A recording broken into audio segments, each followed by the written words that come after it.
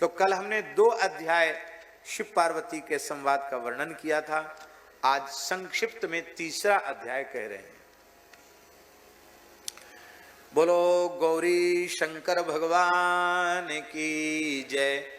एकदम बढ़िया नई नई बातें हैं, सुनना ही चाहिए बड़ी श्रद्धा पूर्वक। भगवती पार्वती जी ने कहा, हे सच्चिदानंददायक जगत गुरु विश्वनाथ, आपने गो महिमा बताई, अब गो पूजन की विधि भी मैं जानना चाहती हूँ। गो पूजन की विधि क्या है, जिससे विधि पूर्वक गो पूजन करके पुरुषार्थ चतुष्टय प्राप्त करे, सिद्धियां प्राप्त करे, जो भी उसका मनोरथ हो उसको पूर्ण हो। गो पूजन कब, कहाँ और किसके द्वारा किया जाना चाहिए, उसके पूजन के उपचार आदि कौन से हैं, ये सारी बातें आप कृपा करके हमें बताइए।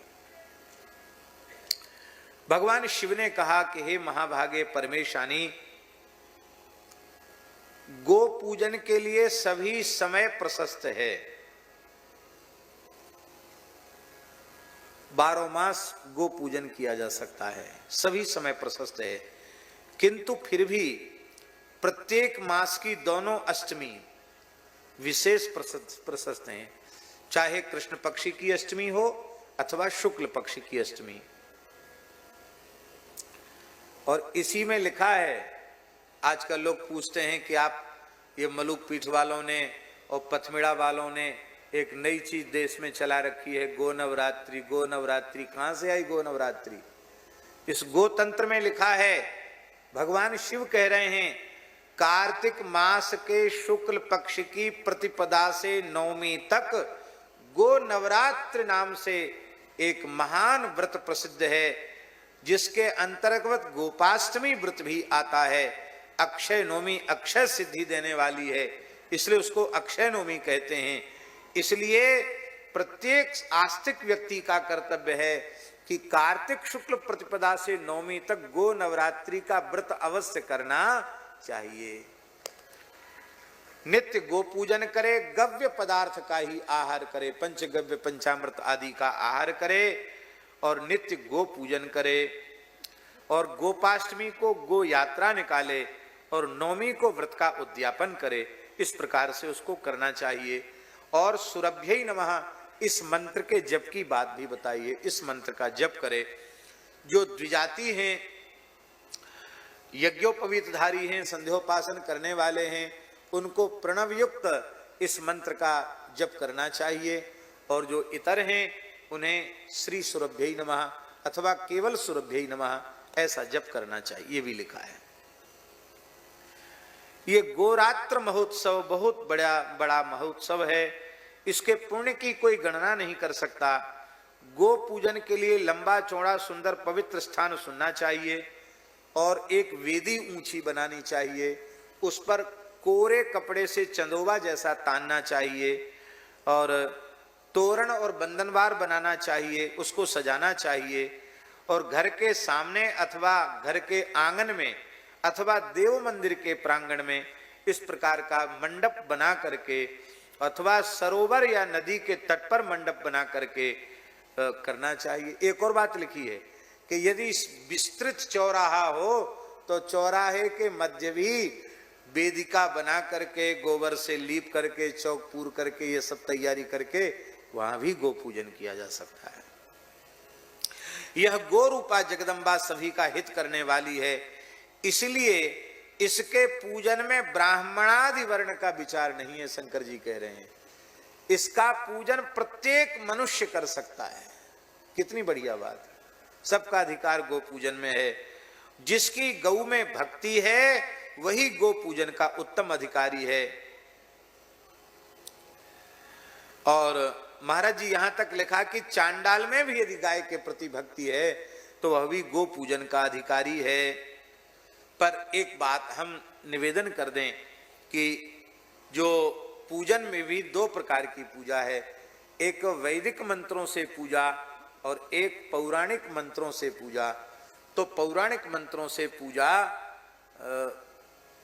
ज्यादा प्रशस्त है, क्योंकि जब वैदिक मंत्रों से पूजन किया जाता है तो वो वैदिक मंत्रों से पूजन उसी में होना चाहिए जिसमें शिखा सूत्रधारी संध्योपासन आदि से संपन्न हो, और नहीं तो नाम मंत्र अथवा केवल पौराणिक मंत्रों का उच्चारण करके ही, श्लोक का उच्चारण करके पूजन करना चाहिए।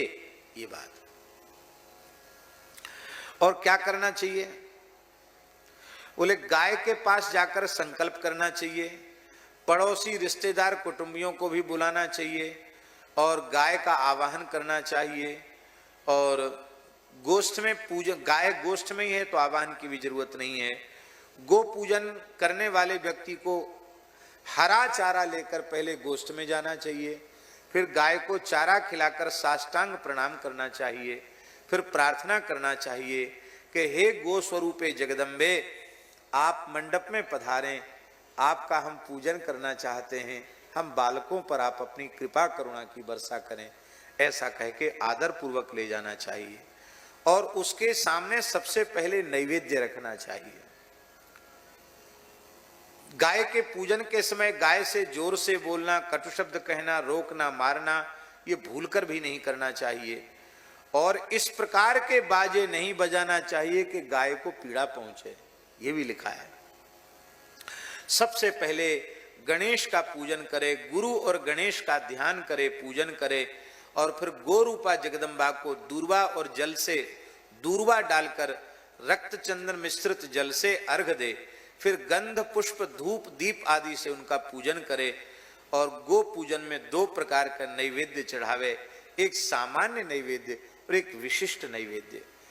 हरी घास पत्ता आदि सामान्य नैवेद्य हैं, ये अवश्य आरंभ से लेकर तृप्ति होने तक गाय के सामने रहना चाहिए।